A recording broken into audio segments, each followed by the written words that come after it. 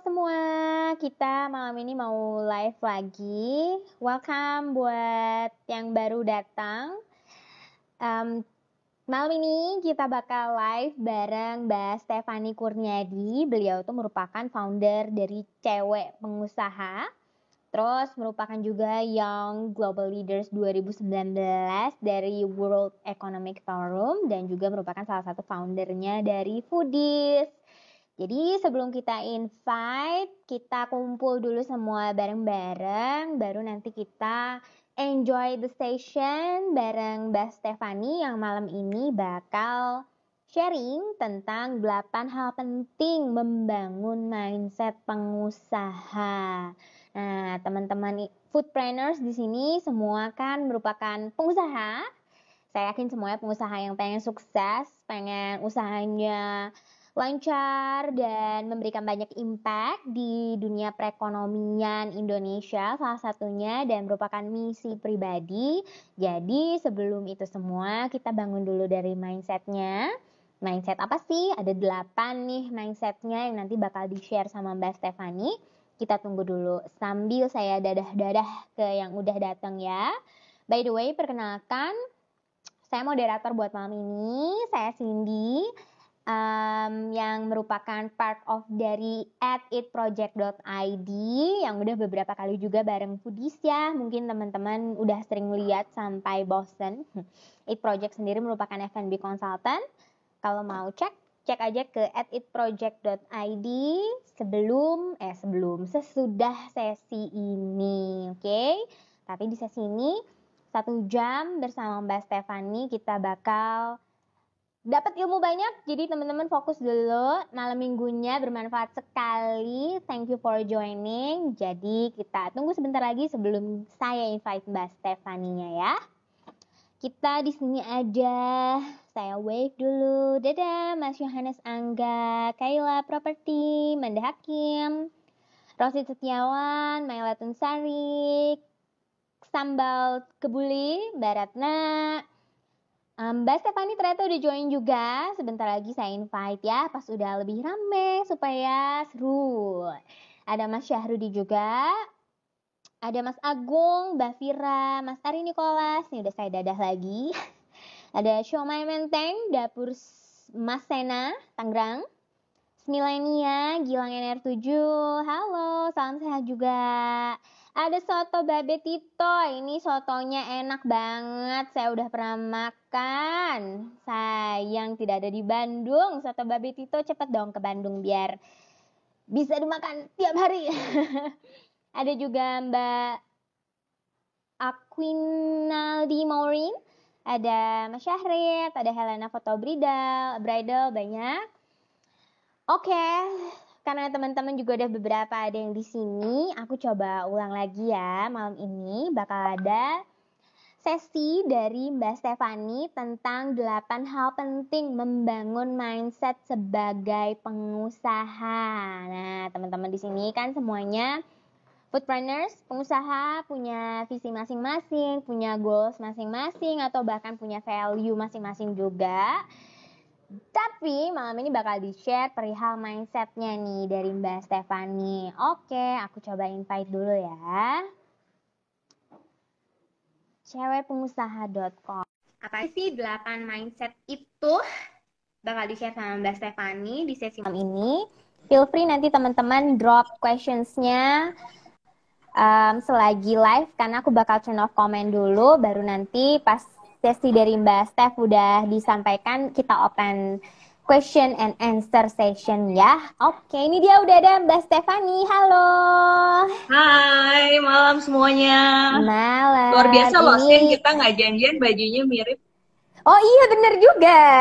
Bener ya, sama. Nah, bagus nih nanti di screenshot. Aku turn off commenting dulu supaya bisa lihat muka Mbak Steph full semua. Oke.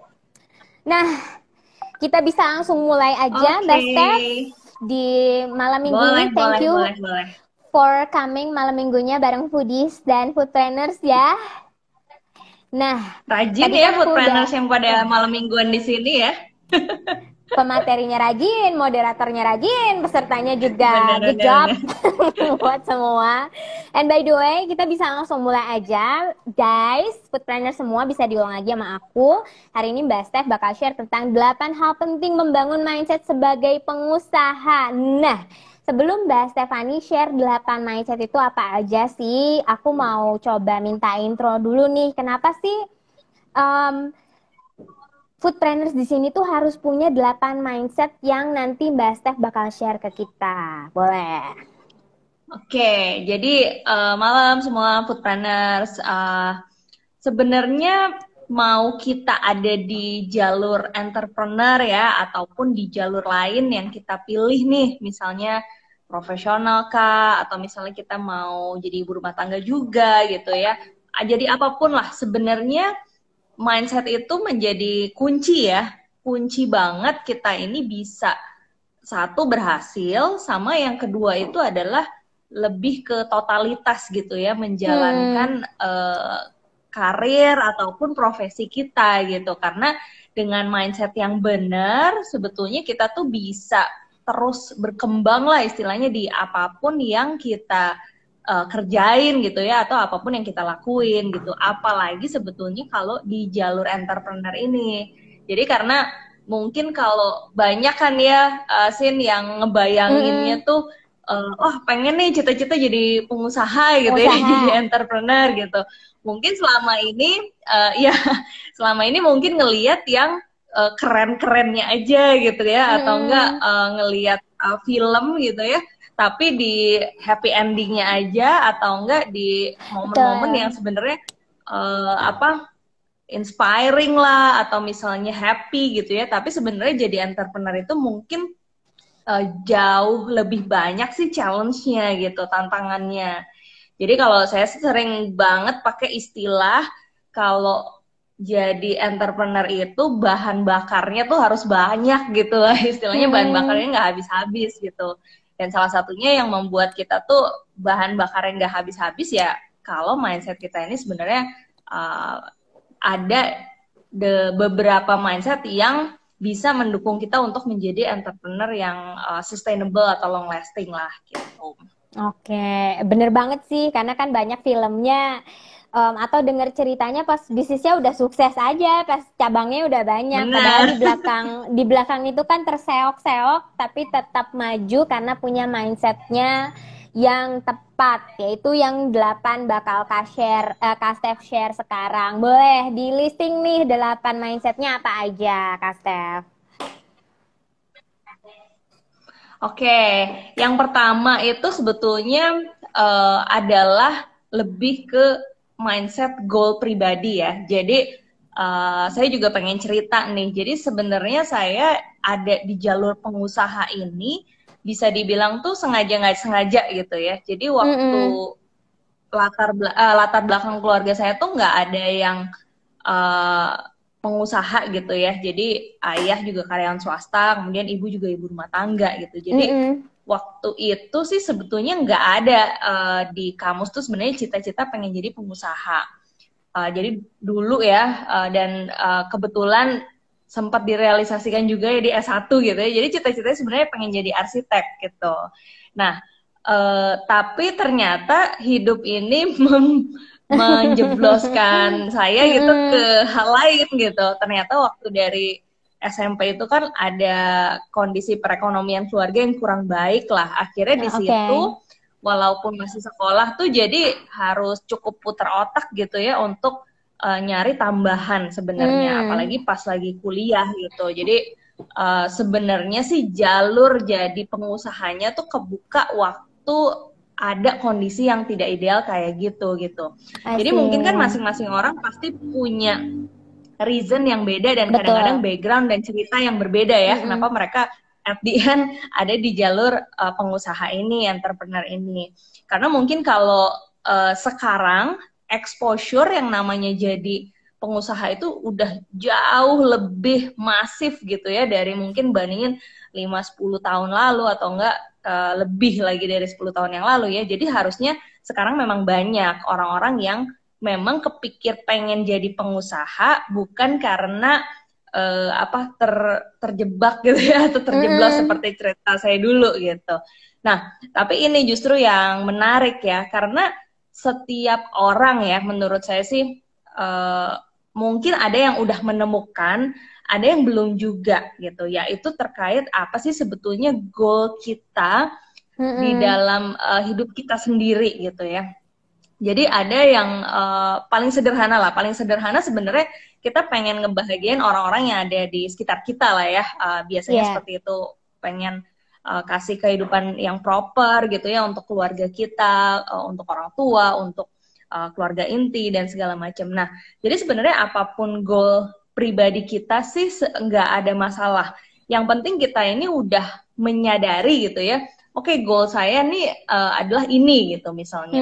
Jadi pada saat kita punya goal itu, nah nanti yang namanya mindset kedua, ketiga, keempat, dan seterusnya itulah yang nanti akan berhubungan banget nih dengan goal yang udah kita tentuin gitu.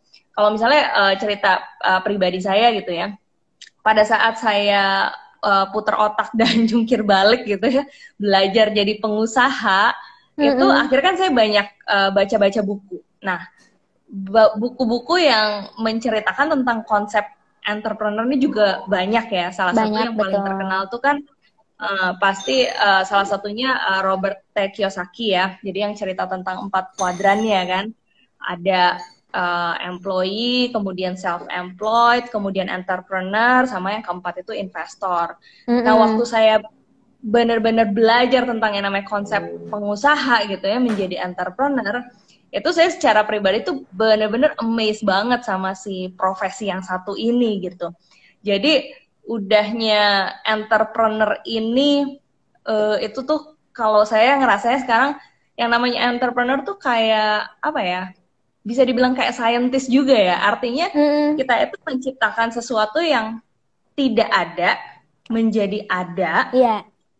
Kemudian sesuatu yang ada itu bisa bekerja terus-menerus untuk create value gitu. Itulah yang disebut sebetulnya kalau kita membangun sebuah bisnis, di mana bisnisnya ini ada sistem dan orang yang bekerja di dalamnya gitu. Jadi cita-citanya ya, harusnya kita sebagai pengusaha itu adalah kita membuat satu bisnis yang bisa sustainable gitu. Jadi kitanya nanti suatu saat udah nggak ada pun, wah luar biasa banget kalau apa yang kita create ini bisa tetap ada, bisa tetap kasih value yang luar biasa banyak ya ke orang-orang yang ada di sekitar bisnis itu gitu. Jadi lebih ke mindset yang pertama ini adalah apa sih goal pribadi kita gitu ya, pribadinya foodpreneur, pribadi kita semua lah. Nah itu sebetulnya yang harus kita cari dulu gitu. Kalau ternyata kita menemukan nih bahwa goal pribadi kita ini bisa dicapai dengan kita menjadi entrepreneur. Nah itu berarti jalur kita ya memang udah ada di sana gitu ya. Kayak misalnya kalau saya memang pernah ada satu buku, saya lupa sih judulnya apa ya. Dulu pernah ada satu masa saya tuh ngerasa, wah kayaknya yang paling penting dan harus kita capai gitu ya, ataupun kita kejar itu adalah wealthy ya. Artinya ya bisa dibilang kayak kemakmuran ya, atau enggak kekayaan ataupun uang. Karena saya pikir si kekayaan ataupun uang itu bisa menciptakan banyak hal ya, terutama kebaikan gitu kan. Kita bisa kasih juga banyak kalau kita punya banyak dan segala macam. Tapi saya lupa waktu itu saya baca buku apa gitu ya, ternyata ada sesuatu yang di atas itu gitu. Ternyata yaitu adalah waktu.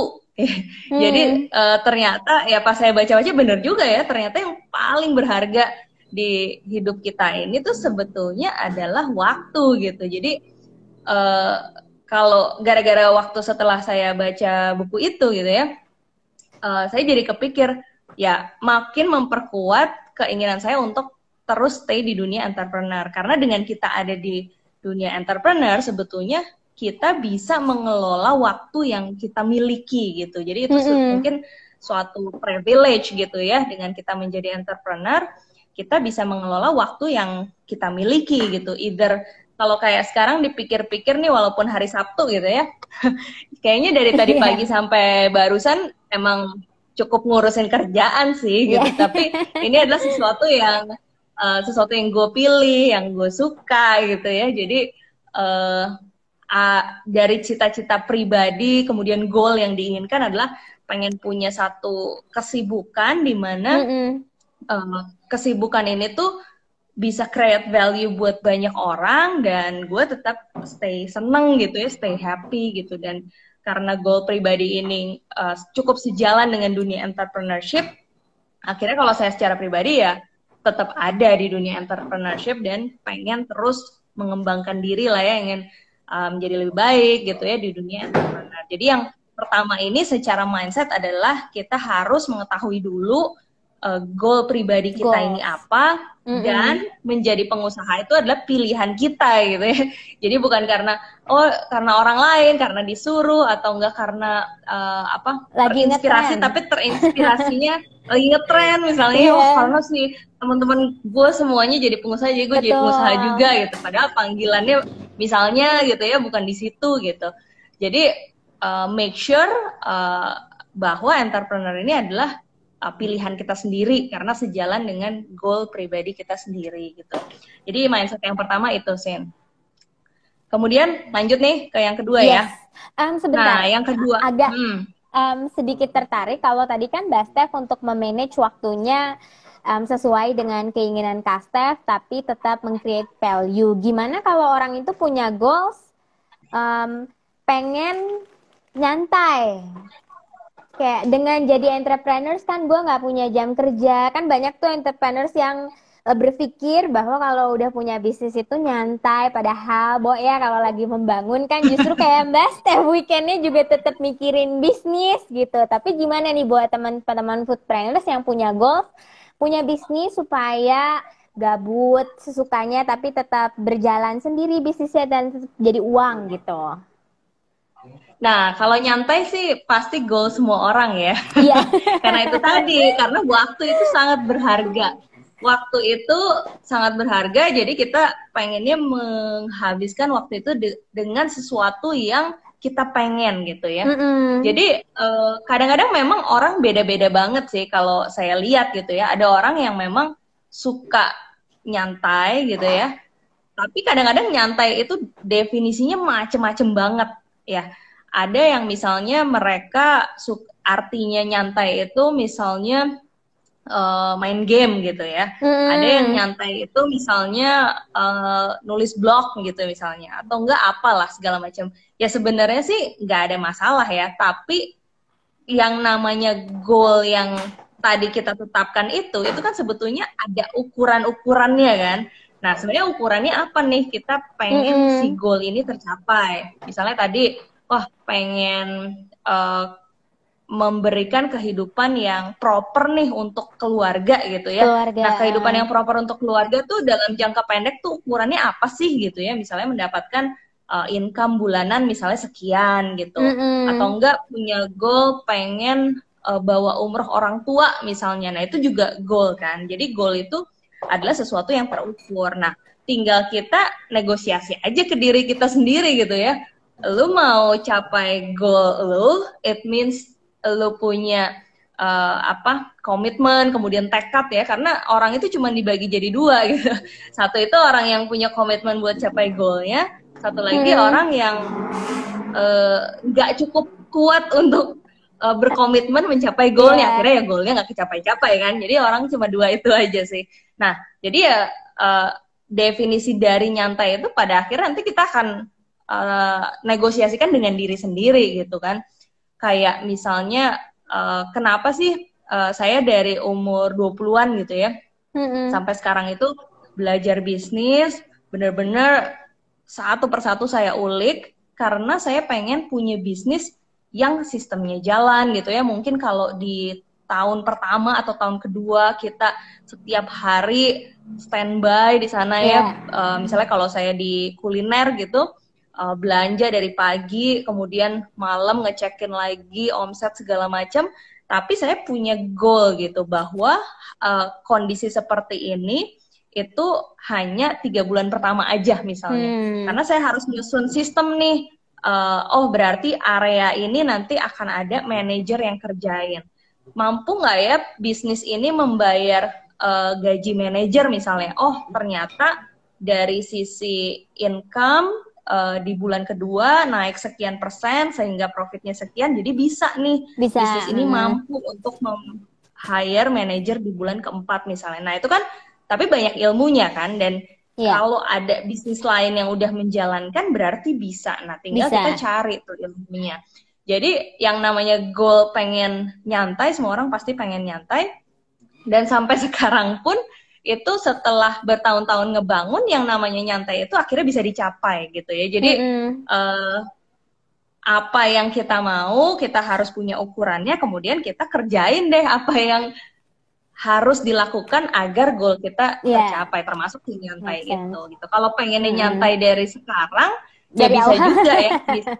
Dari awal ya, karena definisi nyantai banyak beda-beda kan. Jadi saya punya banyak temen blogger dan influencer ya. Mereka sih merasa kehidupan dan pekerjaannya nyantai abis karena setiap hari itu kerjanya nge-review makanan, kemudian juga dulu waktu sebelum pandemik juga kerjanya jalan-jalan, hotelnya dibayarin segala macam. Tapi mereka juga bisa capai goal mereka ya, it means make money segala macam, punya target-targetnya sendiri. Jadi sebetulnya tinggal kita atur strategi deh, pengen kita ngejalanin apa yang kita suka dari sekarang, artinya kita juga tanpa beban gitu ya, atau kita kerja keras, kemudian kita bangun sistem supaya kita bisa punya waktu lebih banyak, misalnya di masa mendatang gitu.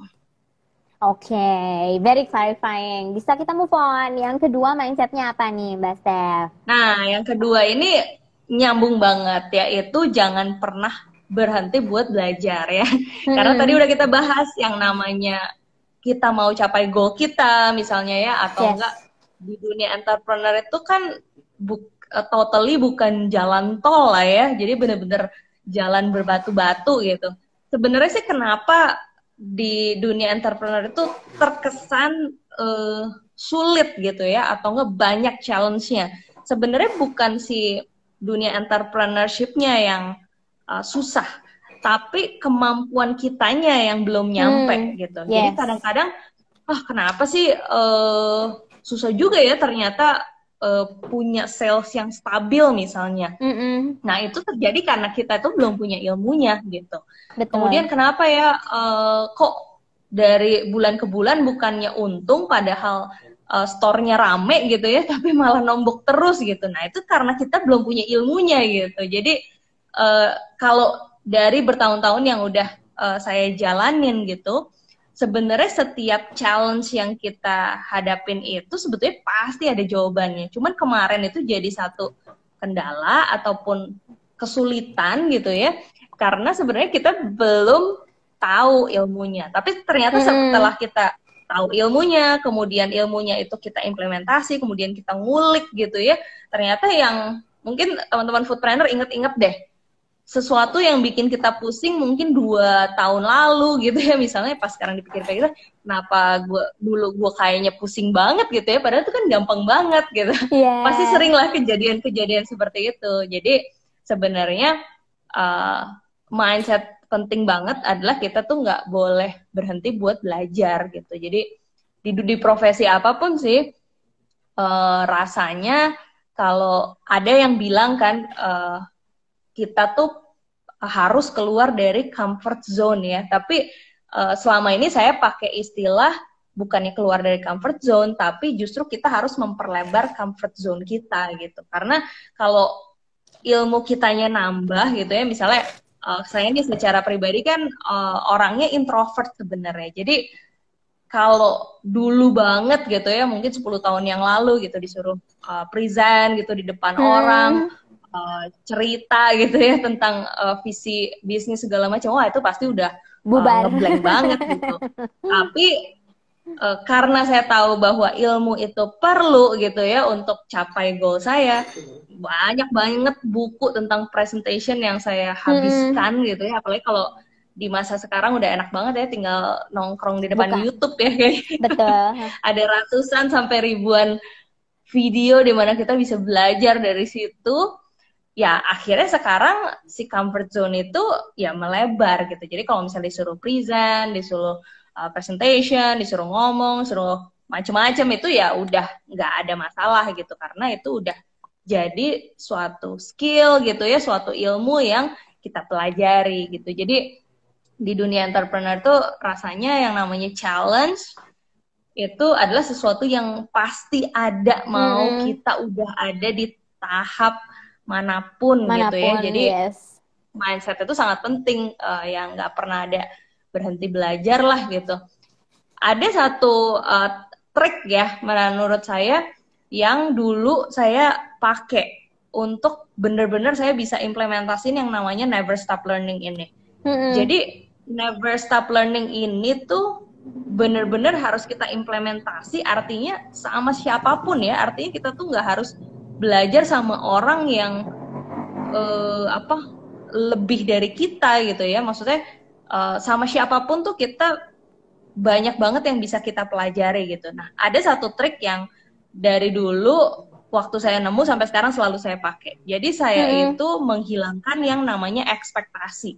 Jadi kalau misalnya datang gitu ya, misalnya ke acara seminar atau misalnya ke workshop gitu, atau ikut kelas gitu, atau baca buku, nonton video dari si A, si B, si C segala macam, itu kita hilangkan deh yang namanya ekspektasi. Pokoknya bener-bener kosongin kepala, siapin kertas kosong gitu ya sama bolpen. Pokoknya gue akan menyerap sebanyak mungkin dan 100% kalau bisa gitu ya dari apa yang gue dengar gitu. Dan itu ternyata luar biasa.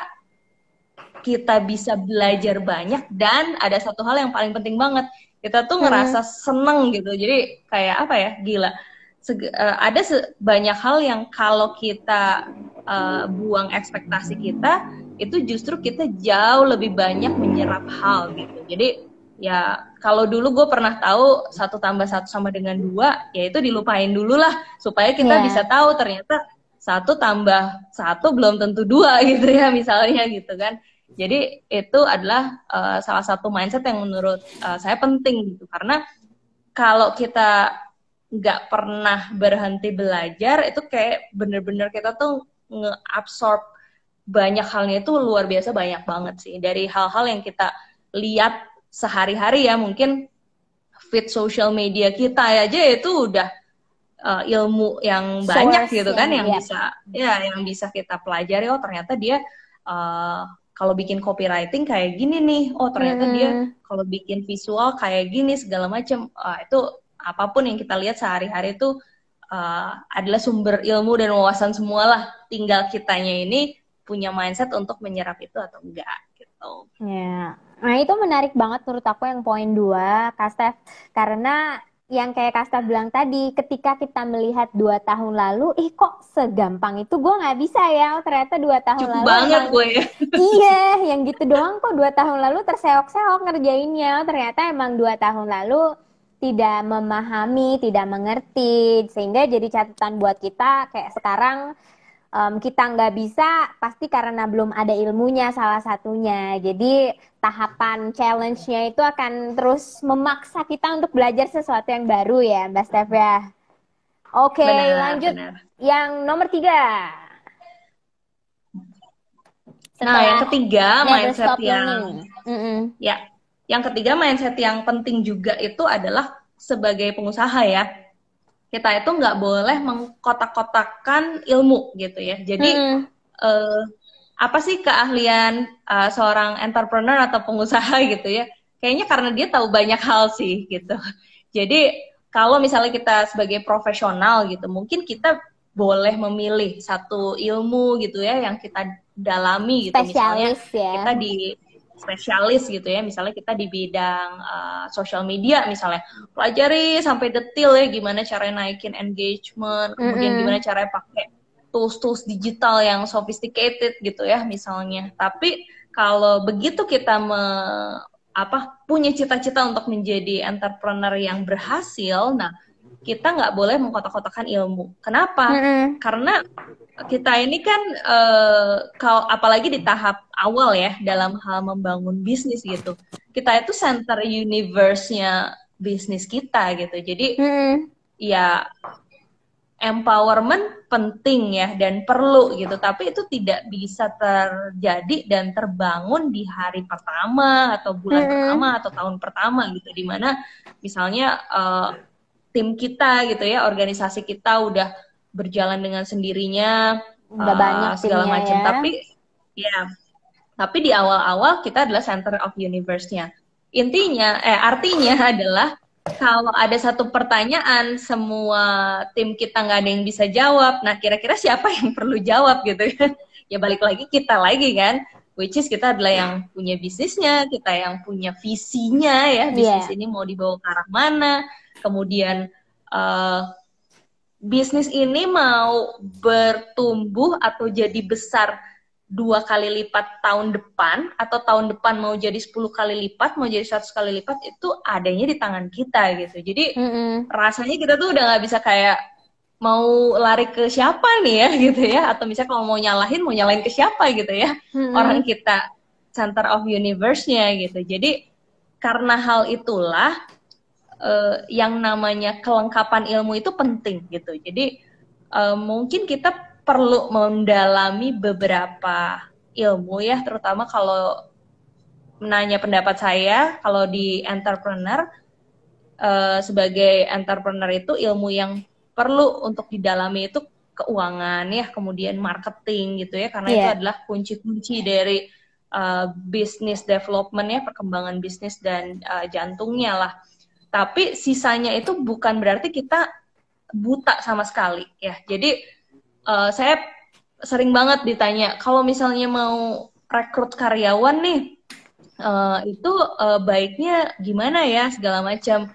Kalau menurut saya jawaban utamanya adalah sebelum kita merekrut karyawan di satu bidang tertentu, kita itu harus mempelajari bidang itu dulu. Minimal dari ilmu dasarnya, kemudian bagaimana cara mengukur keberhasilannya gitu ya. Misalnya nih kita mau rekrut tim akunting gitu misalnya. Nah, kita minimal harus tahu gitu ya, apa sih yang dikerjain oleh staf akunting gitu ya. Jadi kalau cari ilmu zaman sekarang, apalagi yang permukaan-permukaan gitu, gak usah ditanya dari mana ya, di internet udah bejibun banget kan. Jadi harus bisa kita yang namanya secara tanpa biaya juga kita bisa gitu untuk memahami area-area yang ada di dalam bisnis itu, minimal yang basic. Dan apa sih ukuran kerja atau ukuran keberhasilan dari akunting tuh apa sih? Oh, berarti pencatatan keuangan, kemudian laporan keuangannya bener. Kayak apa sih sebenarnya proporsi atau hal-hal dasar yang dibahas di laporan keuangan itu harus tahu juga. Kemudian kita mau rekrut social media nih misalnya ya. Nah, itu yang namanya hal-hal basic gitu ya tentang sosial media itu harus tahu gitu. Oh, ternyata kalau di sosial media itu ada 2 ukuran ya, dari sisi kita dapat exposure sebanyak-banyaknya, ada juga yang kedua adalah kita engagement sedalam-dalamnya misalnya. Nah, hal-hal seperti itu kita perlu tahu sebagai pebisnis. Dan ke semua multi area ataupun ilmu yang ada di dalam manajemen ya, paling gampang, paling basic kayak gitu. Ada operasional, ada finance ya, kemudian ada marketing, ada supply chain ya, kalau misalnya bisnis kita berhubungan dengan supply chain, misalnya di kuliner, kemudian misalnya legal, ke human capital misalnya ya, hal-hal apa sih yang penting di dalam HRD atau human capital sebuah perusahaan, proses recruiting, staffing, training ya, itu adalah hal-hal yang basic, tapi sebagai pengusaha itu kita harus punya yang namanya the big picture-nya, karena we are the conductor gitu ya, we are the center of the universe, jadi benar-benar yang namanya perkembangan bisnis itu tergantung dari seberapa banyak sih ilmu yang dipunya sama si owner bisnisnya atau si foundernya gitu.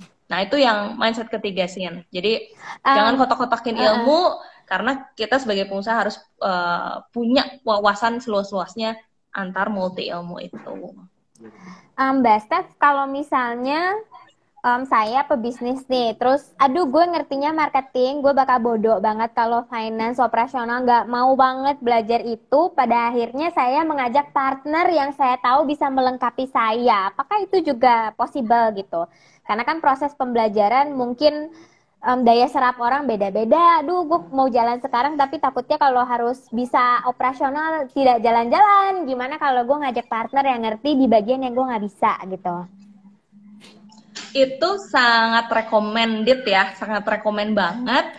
Karena sebetulnya kalau punya partner itu kita kalau awalnya mungkin lari 15 km per jam gitu ya, kalau punya partner mungkin kita bisa 50 km per jam gitu ya, atau enggak 100 km per jam gitu. Tapi sebenarnya punya partner bagi-bagi area itu rekomen saat punya partner memang harus bagi-bagi area ya, supaya spesialisnya beda-beda.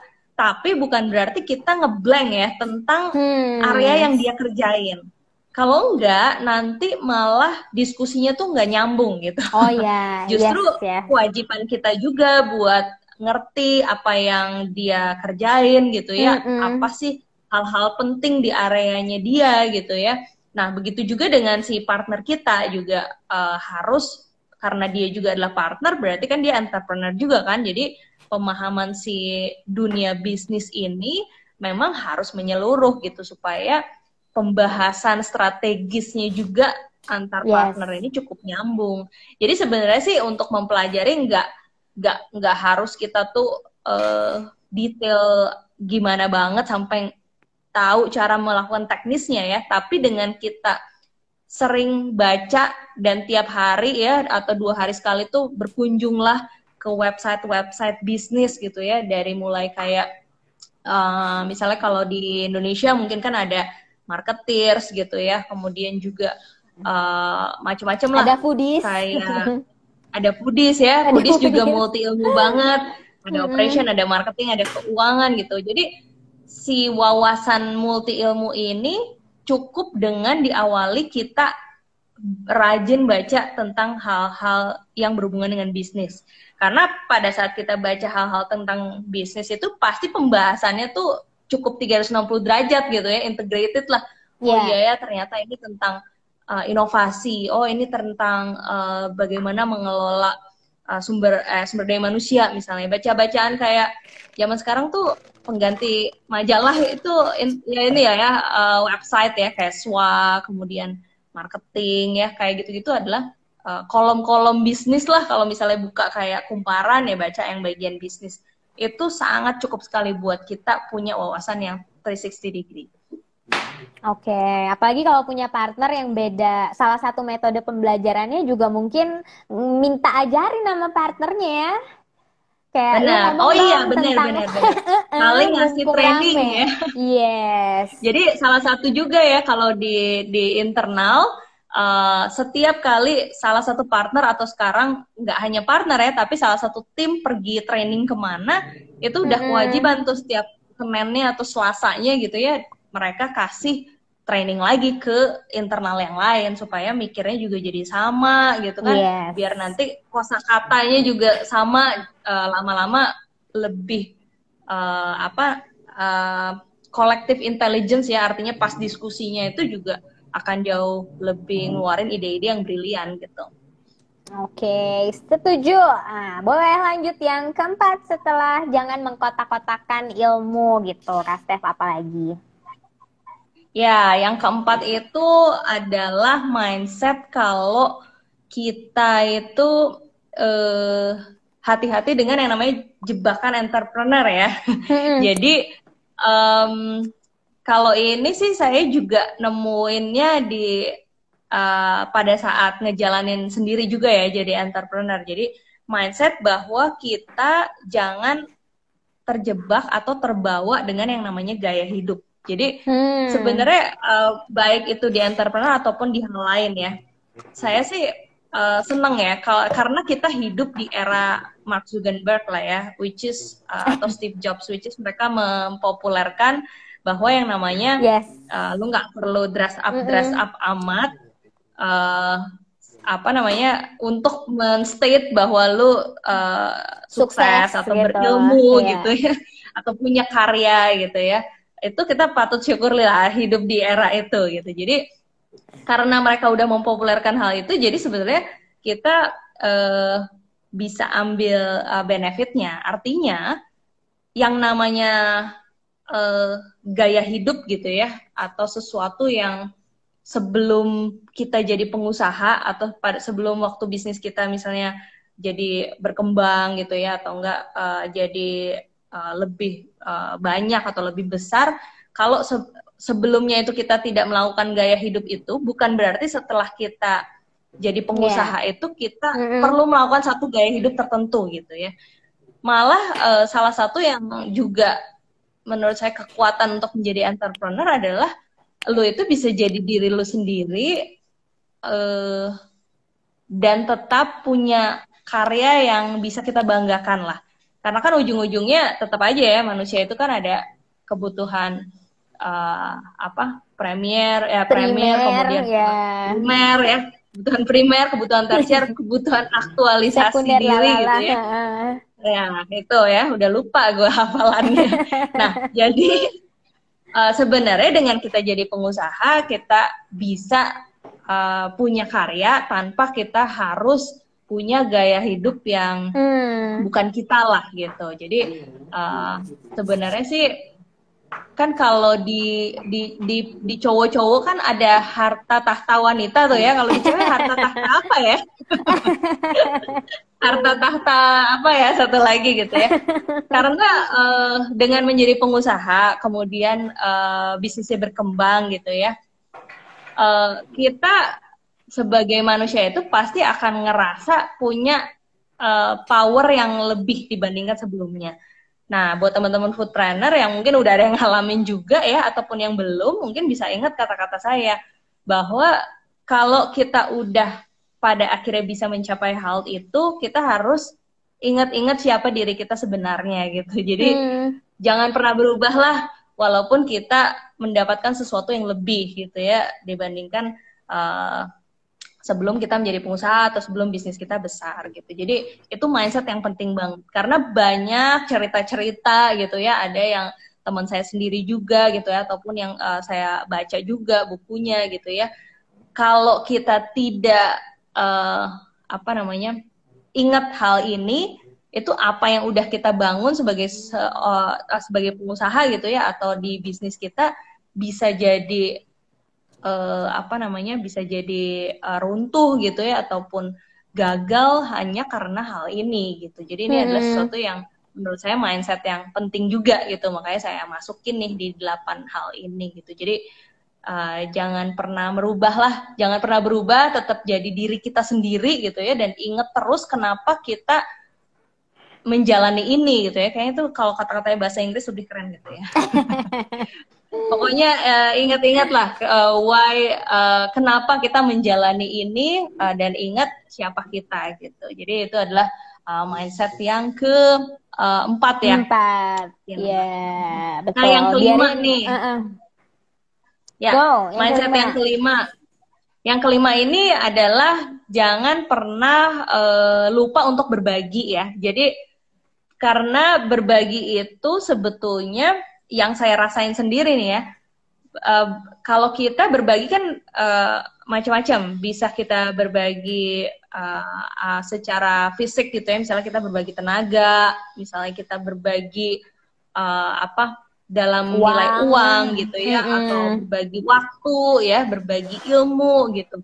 Karena selain memang berbagi ini benefitnya banyak tentu saja ya, tapi dengan kita berbagi itu kita bisa mendapat banyak gitu. Kayak misalnya setiap kali diminta berbagi gitu ya, ngajar atau enggak sharing ya, IG live apapun, itu mau nggak mau saya spend ya, misalnya sekian menit atau enggak sekian jam gitu ya untuk mempersiapkan. Nah di situ sebetulnya saya banyak dapat ilmu gitu. Wah kalau misalnya enggak ngajar dengan materi ini, buku-buku yang itu nggak gue buka-buka lagi tuh ya.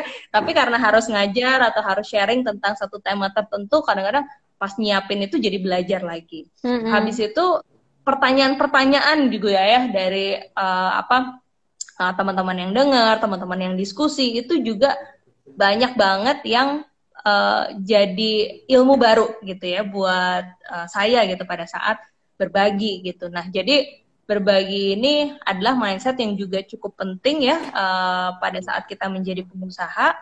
Dan satu lagi sih, di saya waktu ikut kelas di Harvard ya ataupun Stanford, mungkin saya tidak mendapat materi ini, tapi saya mendapat materi ini dari pengusaha-pengusaha di Indonesia yang inspiratif banget ya. Kita tidak pernah bisa membuktikan ilmu ya bahwa dengan banyaknya kita berbagi itu apa yang kita dapat juga lebih banyak. Artinya dalam nilai uang gitu ya. Kita misalnya punya konsep bahwa yang punya bisnis kita ini pemegang saham 10%-nya itu adalah yang di atas, which is kita diajarin gimana sih cara kita give back value kita gitu kan ya. Ya mungkin 5-10% dari keuntungan bisnis itu udah itu jatahnya donasi, itu jatahnya sedekah gitu ya. Karena dengan kita memberi itu kadang-kadang ujung-ujungnya yang bikin kita happy itu kan bukan hanya nilai uang kan. Wah, tapi lumayan juga ya. Gue sebagai orang tuh ada gunanya gitu, minimal minggu ini ngasih 50 nasi kotak nih buat panti asuhan mana gitu ya segala macam. Kalaupun kita dapetin banyak kesulitan, kadang-kadang hal itulah yang pada akhirnya bikin kita bisa ngerasa seneng gitu ya. Udahlah, masih banyak sih yang belum ideal dari bisnis gue, dari gue sendiri gitu, tapi minimal gue minggu ini bisa ngasih kontribusi deh buat orang lain. Bisa, mungkin ada orang yang udah desperate banget, tapi gara-gara denger satu kalimat yang kita omongin gitu ya, mereka jadi, oh iya ya, ternyata bisa kayak gitu ya. Nah itu minimal kita bisa menghibur diri kita dengan value itu sih. Jadi mindset untuk jangan pernah mau itu pelit untuk berbagi, ataupun kadang-kadang orang tuh ragu gitu ya. Aduh, gue tuh kayaknya belum jadi apa-apa deh, jadi kayaknya gue berbaginya nanti gitu misalnya. Ya, pokoknya nggak usah peduliin lah orang mau ngomong apa, karena yang akan menilai gitu ya pada akhirnya kan bukan orang-orang lain juga gitu, tapi ya urusannya diri kita sendiri sama yang di atas lah gitu. Jadi itu penting untuk kita sebagai pengusaha punya mindset untuk berbagi. Oke, itu tadi yang ke-6. Ke-7. Itu tadi yang ke-5. Ke-7. Yang ke-5 tadi ya. Oke. Tadi kayak ke-5. Ya. Yang ke-6 itu adalah mindset untuk setia dengan hal-hal kecil ya. Apa ya bahasanya ya. Jadi kadang-kadang itu saya banyak juga ya dengar atau ketemu orang maunya ngerjain hal-hal yang besar-besar atau penting-penting gitu ya. Tapi kalau menurut saya dari pengalaman juga selama saya jadi pengusaha itu, kalau kita jangan pernah lihat halnya itu kecil atau besar gitu ya. Tapi apa yang ada di depan kita, pokoknya lakukan dengan sebaik-baiknya gitu. Karena ini benar-benar pengalaman pribadi banget gitu ya. Dulu kan saya bukan berasal dari keluarga berada gitu. Jadi kalau misalnya lihat teman-teman tuh pada luar negeri gitu ya, itu tuh pengen banget gitu. Pengen banget lah, tapi nggak bisa dilakukan gitu. Makanya pada saat waktu kuliah gitu ya, itu tuh saya sering banget hunting kompetisi-kompetisi atau apapun yang hadiahnya tuh keluar negeri gitu.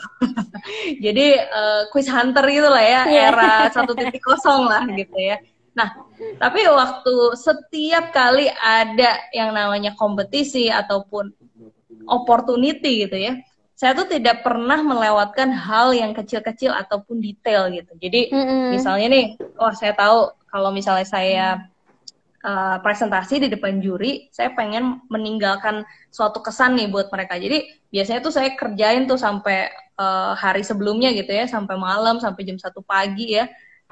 Mempersiapkan apa sih yang pengen saya tinggalkan nih kesan buat si juri-juri ini misalnya. Nah, itu bagi saya itu adalah totalitas gitu. Jadi apapun yang kita kerjain, walaupun kerjaan itu detail, kecil, tampak tidak bernilai gitu ya, tapi lakukanlah selalu yang terbaik gitu. Karena dengan kita belajar ngelakuin hal-hal yang kecil itu dengan totalitas, lama-lama kita pun akan terlatih gitu. Kalau kerja detail, kalau kerja nggak cepat keluar.